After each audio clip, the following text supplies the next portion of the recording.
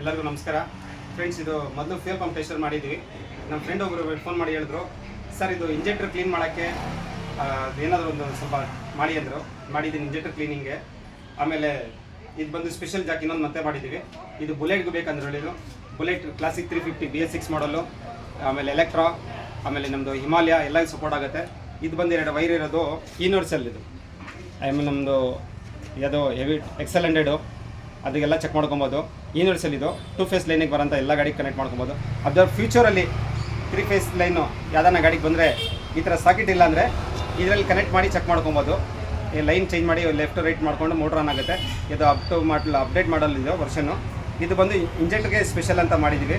ಇದು ಏನಕ್ಕೆ ಮಾಡಿದ್ದೀವಿ ಅಂದರೆ ಇಂಜೆಕ್ಟ್ರಲ್ಲಿ ಈ ರನ್ನಿಂಗಲ್ಲಿದ್ದಾಗ ಗಾಡಿ ಆಫ್ ಆಗಿರ್ತದೆ. ಆಫ್ ಆದಾಗ ಏನಾಗುತ್ತೆ, ಇಲ್ಲಿ ನೋಡಿ ಈ ಪ್ಲಗ್ ವೈರ್ ಬಿಚ್ಚಿ ಚೆಕ್ ಮಾಡಿರ್ತೀವಿ ನಾವು. ಚೆಕ್ ಮಾಡಿದಾಗ ಏನಾಗುತ್ತೆ, ಕರೆಂಟ್ ಬರ್ತಾ ಇರ್ತದೆ, ಇಂಜೆಕ್ಟರ್ ಸ್ಪ್ರೇ ಆಗುತ್ತೆ. ಎಲ್ಲ ಚೆಕ್ ಮಾಡೋಕೆ ಹೋಗಿ ಏನು ಮಾಡ್ತೀವಿ, ಈ ವೈರನ್ನ ಗಮನ ಕೊಟ್ಟಿರಲ್ಲ. ಈ ಸೆಲ್ಫ್ ಮಾಡಿದಾಗ ಏನಾಗುತ್ತೆ, ಪೆಟ್ರೋಲ್ ಸ್ಪ್ರೇ ಆದಾಗ ಗಾಡಿ ಸುಟ್ಟೋಗೋಕ್ಕೆ ಚಾನ್ಸ್ ಇದೆ, ಫೈರ್ ಆಗೋ ಚಾನ್ಸ್ ಇದೆ. ಅದಕ್ಕೆ ಗಾಡಿ ಆಫಲ್ಲಿದ್ದು ಇದು ಚೆನ್ನಾಗಿದೆಯಲ್ಲ ಚೆಕ್ ಮಾಡೋಕ್ಕೆ ನಮ್ಮ ಟೂಲಲ್ಲಿ ತಯಾರು ಮಾಡಿದ್ವಿ. ಇದು ನೋಡಿ ನಮ್ಮದು ಫ್ಯೂಯಲ್ ಪಂಪ್ ಟೆಸ್ಟರ್ದು. ಇದು ಕನೆಕ್ಟ್ ಮಾಡ್ತೀನಿ. ಇದು ಕನೆಕ್ಟ್ ಆಗಿದೆ. ಇದು ಬ್ಯಾಟ್ರಿಗೆ ಪ್ಲಸ್ ಮೈನಸ್ಸು.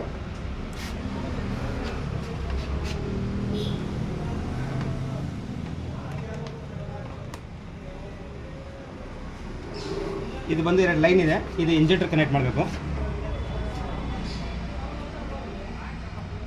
ಇದು ಇಂಜೆಕ್ಟರ್ಗೆ ಅಂತಲೇ ಸ್ಪೆಷಲಿ ಮಾಡಿರೋದು. ಇದು ನೋಡಿ ಇಂಜೆಕ್ಟರ್ ಪ್ರೆಸ್ಪೆಕ್ಟ್ ಮಾಡಬೇಕು. ಈಗ ನೋಡಿ ಕೀ ಆಫಲ್ಲಿದೆ. ನೋಡಿ ಇಲ್ಲ ಬಾಬಾ, ಇಲ್ಲಿ ನೋಡಿ ಇಲ್ಲಿ ಸ್ವಿಚ್ ಇದೆ. ಕೀ ಆಫಲ್ಲಿದೆ, ಗಾಡಿ ಆನಲ್ಲಿಲ್ಲ. ನೋಡಿ ಆನ್ ಮಾಡಿ ತೋರಿಸ್ತೀನಿ. ನೋಡಿ ಗಾಡೀಲಿ ಸ್ಪ್ರೇ ಆಗ್ತಾಯಿದೆ. ನೋಡಿ ಬಿಟ್ಟು ಸ್ಪ್ರೇ ಆಗ್ತಾಯಿದೆ. ಇದರಲ್ಲಿ ಒಂದು ಡಿವೈಸ್ ಇದೆ. ಇದು ಇಂಜೆಕ್ಟರ್ಗೆ ಎಷ್ಟು ಪವರ್ ಹೋಗಬೇಕು ಅಷ್ಟೇ ಹೋಗಬೇಕು, ಜಾಸ್ತಿ ಕೊಟ್ಟರೆ ಡೈರೆಕ್ಟಾಗಿ ಹಾಳಾಗುತ್ತೆ ಅಂತ. ನೋಡಿ ಸ್ಪ್ರೇ ಆಗ್ತಾಯಿದೆ.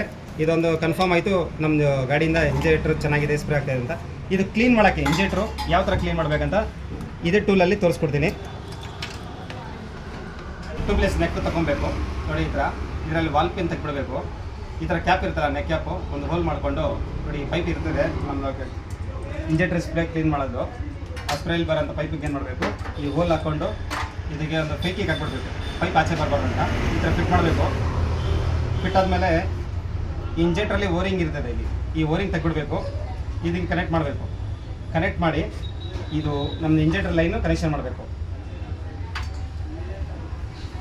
ಕನೆಕ್ಷನ್ ಮಾಡಬೇಕು. ನೋಡಿ ನಮಗೆ ತೋರ್ಸೋಣ ಇವಾಗ ಹೆಂಗೆ ಕ್ಲೀನ್ ಮಾಡಬೇಕಂತ.